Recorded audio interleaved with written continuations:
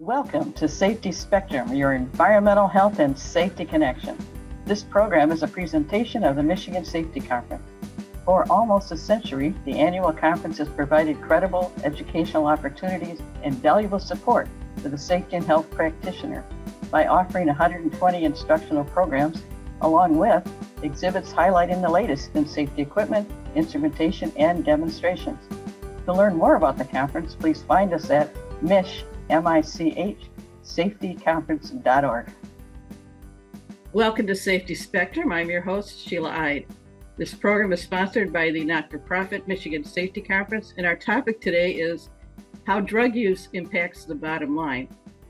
You know, one of the challenges facing EHS professionals, employers, and the community at large is the prevalence of drugs, legal and illegal, impacting their productivity, welfare, and literally the health and safety of us all.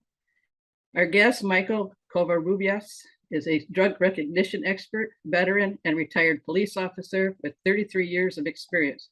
Michael's training includes the Borkenstein Drug School on the effects of drugs on human performance from the Center of Forensic Science, Research, and Education. He also completed drug recognition expert training through the National Highway Safety Traffic Administration, and he's also a graduate of Central Michigan University. Go Chips! Mike currently works as a training consultant for the Training and Consulting Division of STT Security. So thank you for joining me today on Safety Spectrum, Mike. Thank you for having me. So to start with, can you explain a little bit about your role at STT Security? Yes, STT Security is a national company. They have they service companies from California, Michigan, Illinois. A lot of people when they ask, how far does STT reach, and they're quite surprised. And it's they have approximately anywhere from 300 to 400 uniformed security personnel, armed and unarmed, and so they provide a big customer service role there, helping companies keep their organizations safe. They also have investigative units that do and special investigations for maybe attorneys or people that need assistance, maybe somebody that is hiring somebody, they may do background checks, those types of things. But I started working with STT because I worked with one of the owners of STT. He was a police officer, and he left to start this company or work for this company, and then ultimately he's part ownership of the company. They have 3 owners. And we started the training and consulting division because of my training in law enforcement. My drug training, and also I have extensive background on risk management. Police officers, they're managing risk all the time. That's what they do. When they get a call, they manage risk. And so my extensive training, we thought would fit perfect in helping employers keeping their organization safe. Because you have an organization that's in a town, right? There's people working in there. There's people coming in, people coming out. They're within the community. Police work within the community, and they identify risk and different things that happen, or people call for help. So how can we help the organizations with things like substance abuse, active shooters, a big thing right now. People have some concerns because of things that are happening in the news. So my role at STT is to help companies identify those risks, help them work through it. One of my hats was a personnel director, and it is surprising the lack of security programs you have in place just for, an irate customer or somebody who didn't get a job or wants to tell you all about it and get into your face about it. So I understand what you do. Do you have a cybersecurity section at all yet? Have you gotten into that part of it? We don't necessarily have a cybersecurity IT part of that, where we're helping companies identify, things that people are stealing information. We don't do that. We can do some background investigations, identify things like that that people may need. Okay. So let's get into what the topic is. How can we help employers in the community build knowledge and examine the consequences of drug use in the workforce and in the community? So what we do is we use our law enforcement background. And part of being an officer, they should always be identifying risk, identifying things that they do on a regular basis. And I call them the knowns, okay? So there are some known risks out there. For an officer, he knows he or she knows they're gonna go to a domestic violence call. They may go to the same call, same house repeatedly for generations. They know who lives there, the makeup of the house. And if you know those things, before you get that call, you should examine them. So when you examine them, you get better, and it's safer for you because you know what you generally can expect. You know how to safely respond. You maybe have an experience of how talking to the person who may be angry with you didn't work last time. You're identifying a known situation. It's not a mystery. So when it comes to drugs in the workplace, we have to identify those knowns. Everybody is always looking for that the big one, something that's dangerous, that the unknown that's going to come and affect the organization. Really, how we get good at things is we identify known things, like trespassing. We know drugs is a problem in the community, so generally it'd be a problem in the workplace. We know mental illness. If you are a college, that that would affect mental illness is a big factor in college campuses. There's a lot of stress on college campuses. So if you identify that's a known, then we look at that and we deal with that and we try to get better at that. So that's the first thing is how can we help an employer identify their known risks and work with them to build strategy on how to prepare for that. I think sometimes it seems so clear when you're in the public safety type of work that these threats are real. And I think it's harder to convince businesses that some of these threats exist there as well. It's just a little more subtle, or they're not used to looking for it as a police officer would be. When I did ride-alongs with the police, domestics, we'd get a couple of 2, 3 of those a night, or turn into a hostage situation or whatever. And it was quite interesting what you say about the fact that you check what happened before you just jump into it, because it's a very volatile situation from what I could observe from way back. Believe me, I wasn't right in the middle of it. But so it's interesting what you say about the community being affected by things that happen in the streets, for sure. Those are the people that they're hiring. So why should an employer become informed about drug use in the workforce? So as we talked about, you know, what you've done before, what your history was, the things, the problems that you dealt with in our history, as far as if you're an organization, is, you know, you have to know what's on the outside comes in. When I was a liaison officer, you know, school liaison officer 20 years ago, you know, I used to tell the staff is that, you know, schools are a small microcosm of society. Everybody's problems as they come into the school come with them.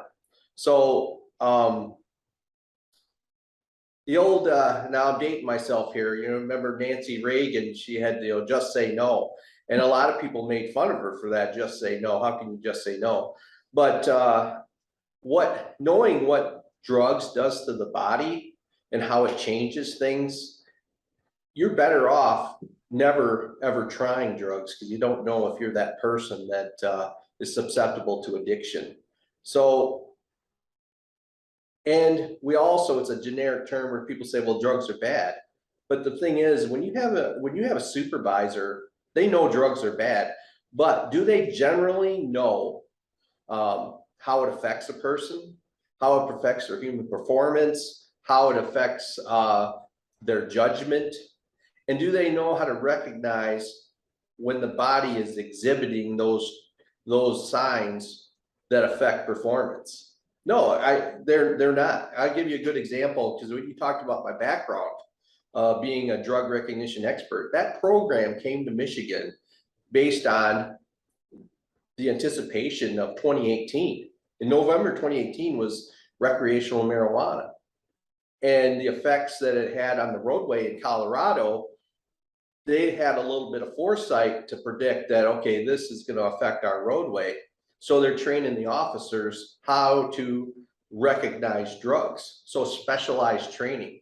So so if I was an officer working the road right now as a drug recognition expert, another officer may arrest somebody and they don't know what's happening. They just know this guy is just acting weird.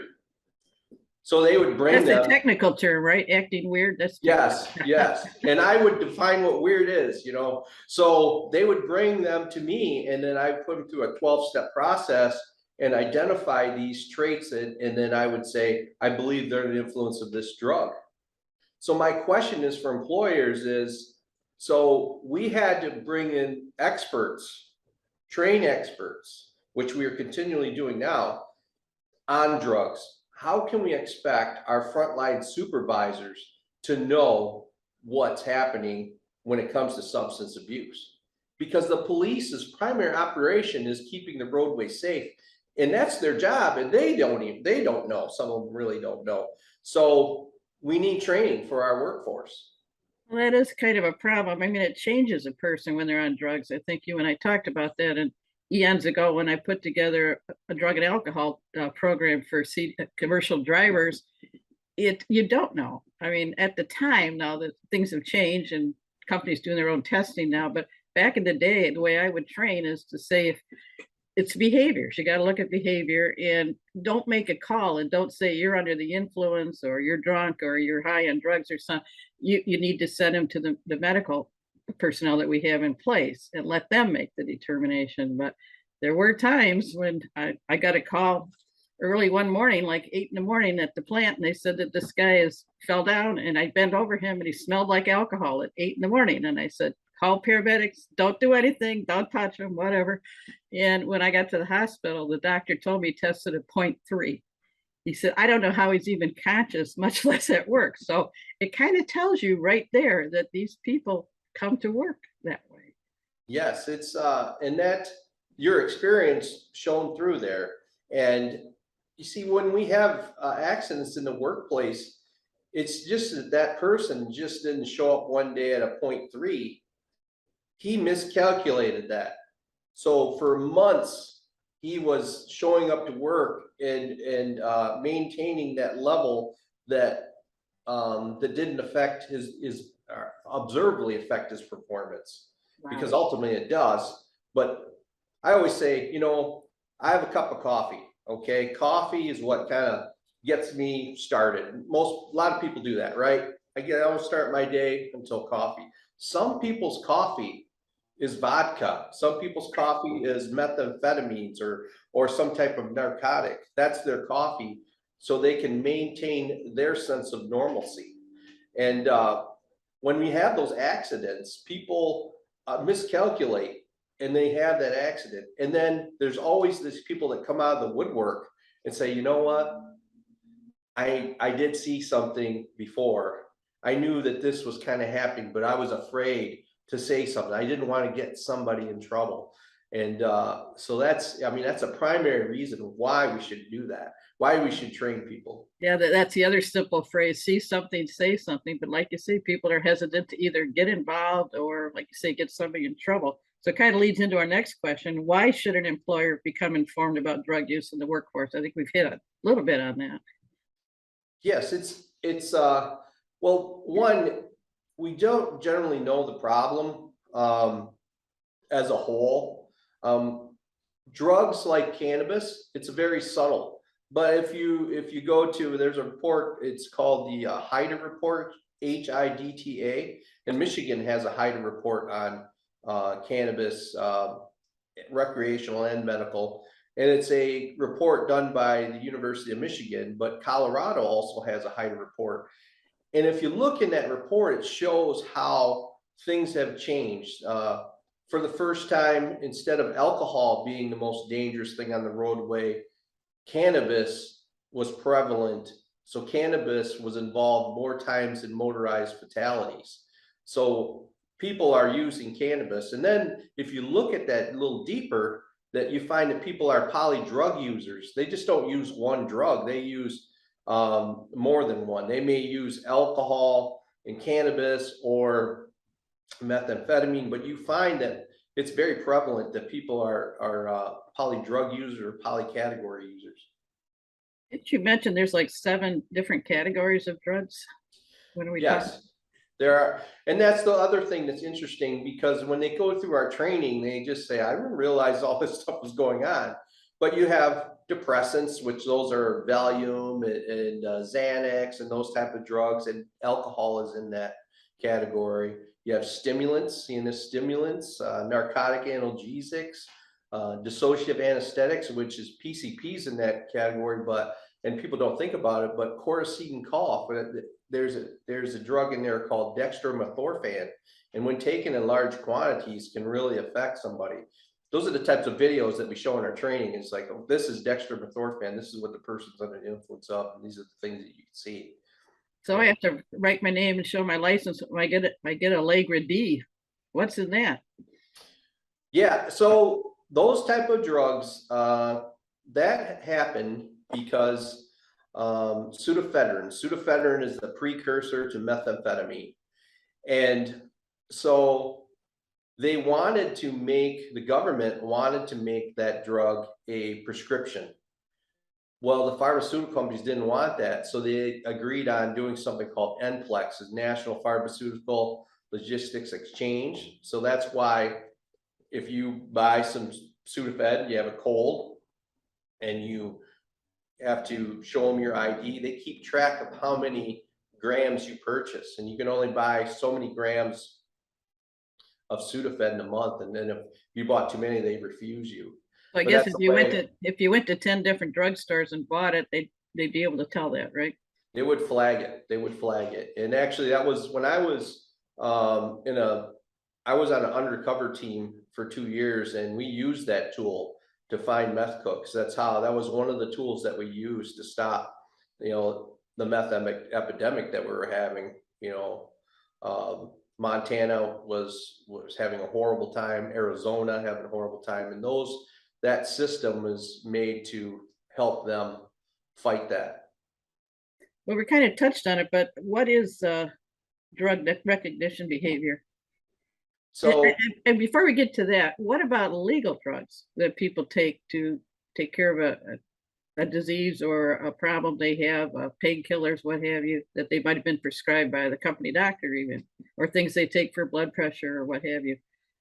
Is that an issue as well? yes, it is. So I'll give you a good example. Alcohol. We talked about alcohol. Alcohol has an odor. How you recognize when you came in contact with that person that was the 0.3. How you recognize that was the smell. So sometimes if I'm an alcoholic, I may use a drug like Xanax, because Xanax and alcohol are central nervous system depressants. They basically do the same. The thing with a depressant, like a prescription, if I abuse that, I may act like a drunk, walk like a drunk, talk like a drunk, but I don't smell like a drunk. And those prescription drugs are in those 7 categories of drugs. Narcotics, given a narcotic analgesic, we're talking about heroin, morphine, fentanyl. They have medical use, but they're highly addictive. And part of being during my training is doing evaluations on people, and the most valuable part of learning from them is learning about their experience. They were just regular people that had maybe had back surgery, knee surgery, and they were susceptible to addiction. And once introduced, it took them on a journey that they did not want. And so that's such a powerful drug that is so addicting, that changes people's lives. And so if you're noticing different behaviors, I guess as a supervisor or manager, you have a lot of things that you're responsible for, productivity and getting the product out the door, what have you, other issues, discipline issues. So what you're saying is we really should be aware of the behaviors that people are displaying. And how do we train people to do that? Because, when we talk, well, it's prescribed by a doctor, fine, but in larger quantities, it has an effect. Let's talk about just something like aspirin, right? How the body changes. So I have a headache, I take an aspirin, and then artificially these hormones get in, maybe thins my blood. Whatever it does, it suppresses my headache. Well, drugs in general have that thing. I take this drug, and then I'm feeling pain. I take this drug, it takes my pain away. It changes things. But when it's abused, those things become drastic. I'll give you an example of, let's say, a narcotic. I'm taking Vicodin. In larger doses or abused doses of Vicodin, I'm susceptible to nodding on the nod. I appear to be falling asleep, and it suppresses everything. So I could have, my temperature could go low, my heart rate even goes low. I could take a temperature when I do an eval on somebody, and they could have 94 degrees, and 98.6 is generally a normal degree, but all the way down to 94. But also it's suppressing all these things. I don't feel any pain. I don't feel any bad thoughts. I don't feel, my temperature's down, my muscles become flaccid, and I fall asleep. So in a working environment, that's not good. Yeah, so you talk about the physiological effects of drugs, which would be Yes. easy to spot if you're at that point. But like you said, some people build up a tolerance to where it's just normal for them to be under some kind of influence. That's kind of scary. Right, and those types of drugs and narcotics, they kind of put you to sleep. But then you look at the other spectrum of maybe a methamphetamine, a stimulant that has a performance component to it until you abuse it too much. I give you a good example. Adderall. Adderall is a stimulant in the same category as methamphetamine. But if you abuse those things, what it does, it just kind of tips the scale where you have anxiety, you're restless, you make poor decisions. You may see somebody down the highway and they just can't stay behind somebody. They're weaving in and out. It's impulsive actions. So we make bad decisions when we feel anxiety, and that's why those drugs, they increase our heart rate and cause anxiety and restlessness, and it becomes dangerous, especially in the workplace. Oh, absolutely. Leading to accidents. How do you train someone in drug recognition? So the law enforcement side is a pretty long process. You teach people about the body, how the body works, the body systems. So you have your sympathetic nervous system is your fight or flight.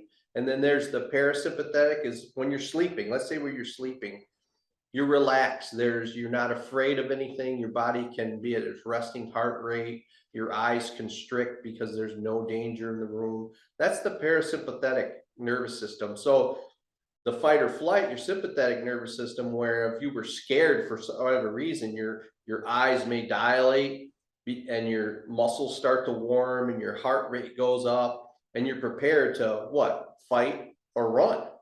Right. Well, drugs kind of work on either of those systems, right? So a narcotic works on the parasympathetic, like what we were talking about before.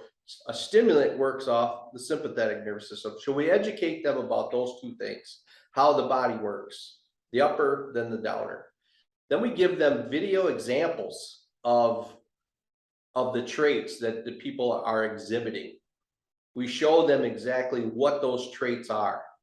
And we use video because a lot of different trainings just use a PowerPoint and say, okay, if he's sleepy or if he's restless. But you really need to know what restless is. Really need to know what anxiety is or exaggerated movements to know what that is. So after we show them in video, then we give them the terms and how to write a report. So when somebody picks up that report, it's almost like they were there. I'm not talking a police report. I'm talking about anybody's documentation. Right. That in order to exercise policy. I always say, I've seen that movie before. And that's, we're remembering our experiences. And there's a training term that I use quite often, is that the body can't go where the mind has never been. So what I mean by that is that if I'm a supervisor and I've never experienced drug use, I've never been around people that use drugs, then I'm not prepared to recognize that. But once I build knowledge and I've had training, it gives me the confidence to exercise policy. And that's what it is. How can we expect somebody to know what to do? It's kind of us, like the both of us, we're going to get in a private jet. Hey, somebody just gave us this private jet. Let's fly to Traverse City. And then we sit in the cockpit and like, all right, how do you start this thing? I have no idea. Somebody has to show us. Well, I think it manifests itself, like you said, if you know the people and then they're acting differently than what they were before. But then I think you've already laid a foundation to say that people could be using, but you don't really know it because that's their normal. And then they overdose or something, and then they become a different person. That would be noticeable, but I'm not sure you could pick up on somebody who's that way all the time. It's all on being alert and using your intuition, you know. You know, what is intuition? Intuition is knowing something without all the facts. So you notice something, you say something's wrong here. We do that on a daily basis. You're going shopping, you're doing whatever, you know, and something out of the corner catches your eye. It's like, what is that? You know, something's over here, but you don't know exactly what it is. So you do a little more information. You're like, that's nothing. But until the mind knows those things, knows what to look for, they just like, whatever, you know, and they keep moving on. That's a great example. That's a good idea. What is your goal for the people who attend your training? So I want to build data in their mind so they can recall information. I like to use a police work analogy because if you're a first year police officer, you went through your field training officer and he says, okay, you got all the training, you're ready to go. They're out there on their own doing their thing, but the less experience they have, the more dangerous it is for them. If they don't experience things, once they experience something, now they have some information to recall on. This was a disaster the way I handled this before, or this was the way I did it seemed to work out. Well, same thing for this type of training is that my goal is for people to have data in the mind to give them the confidence to exercise their policy. And if they can do that, they can help keep their organization safe by stopping the incidents from occurring that sometimes are deadly, life-changing. I mean, you get hit by a forklift, or you're driving a truck, a short route truck, and you hit somebody, which is very common. When you have these accidents and they find out people are under the influence of drugs after an accident. Well, it translates so well in the workplace that the accidents occur to those who are new to the job. Absolutely. And then ones that have been there a long time, they start to get complacent as well, as what we find in the safety world. So it sounds like the same for police officers. Well, their experience should keep them safer as they've been there for a while, but who knows? So what I think though is when you have this type of training, employers are very hesitant when it comes to drugs, because they may not understand it themselves, or they're afraid, like, what if I fire all these people? How am I going to get people to work? Well, what I like to tell them is if you get the information, because marijuana is a mystery to a lot of people. If you want the information, it takes a person like myself that just has the training and the experience of being around people, hundreds, and showing them about it and telling them about how to fix the body. And then they can make a decision for themselves how they want to handle it in their business. Especially since it's legal in many places now, and people will push back when you talk to them about it. But like I say, the more training you have for both the supervisors and the employee, this is our expectation, because it's coming to a point, I think, where some companies say they can't find anybody to hire because they can't pass their drug tests. Well, I'm not sure because there really hasn't been an establishment like in alcohol of at what point are you dangerous, should not be driving, what have you. So I don't know how they're going to get to that point where they can tell that. Just go off of behaviors is what we're saying, signs and symptoms. They need the professionals that know the facts about it and can go to the legislation, because the legislation wants numbers like alcohol. 0.08 is per se. If you're 0.08, officer gives you a drug or a data master test, you're legally drunk. But alcohol is not cannabis. Cannabis affects the brain, it's lipid, the body drains it out of its blood as fast as possible, but after it leaves the blood, it's still in the brain. So they need to hear from somebody, an expert, to say, this is how it works. Yeah. And it's changing something, it's doing something, causing decision making. But again, if you can give the person the information, give the employer information, they can make better decisions about policy. So why do you believe this topic is important to talk about?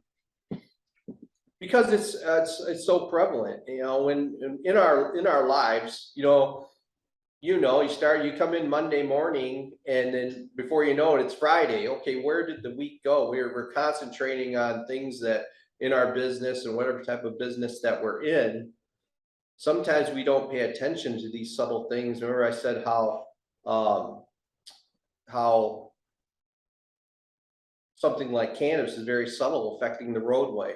We're not really hearing about somebody that died in a car accident, and maybe in Detroit or in the UP where cannabis was a factor. I'm just using that drug. It's not just one example, but we're not hearing about that. So it's not front news to us.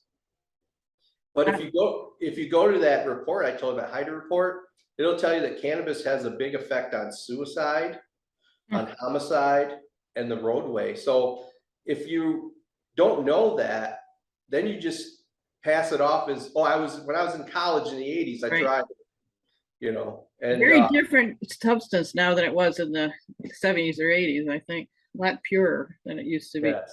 What do you believe the impact is of not addressing this topic in the workplace and in the community?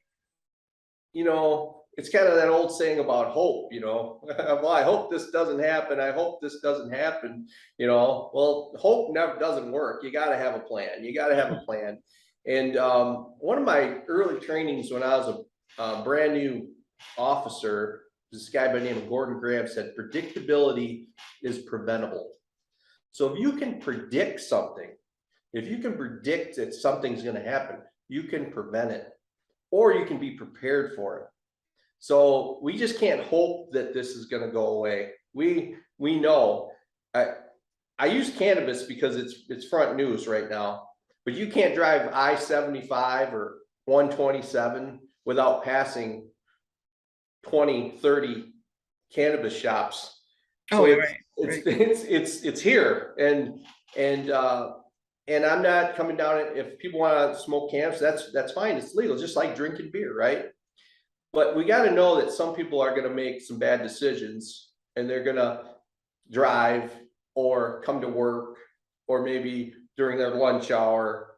So we just have to be prepared for that. And there's a correlation to the safety world that there's a prediction of 300 near misses for 30 medical type accidents for every lost time. So there are signs before you get to that point. So you have any final thoughts for me, Mike? Well, just what you said there, we go by day to day and we get complacent, right? We got these near misses. So, complacency says nothing happened yesterday, so nothing's going to happen tomorrow. But we know that's not true. And we just have to get out in front of things, and we have to get the best information possible. And I hope that I'm contributing to that, getting out the best information possible so they can help make our workplace safer. I appreciate that. So my final thought is, as with any identified threat, careful examination and research needs to be performed, and adequate procedures and training must be implemented to assure a safe and healthy workplace. The bottom line means promoting recognition and education as key to protecting the lives and welfare of all. So I would like to thank Michael of STT Security Training and Consulting Division. He can be reached at mike@sttsecuritycorp.com. And if you have any questions about this podcast, the Michigan Safety Conference, or if you'd like to be a guest or provide support for the podcast series, information can be found on our website at michsafetyconference.org. Thank you for listening to Safety Spectrum. This is Sheila Ide.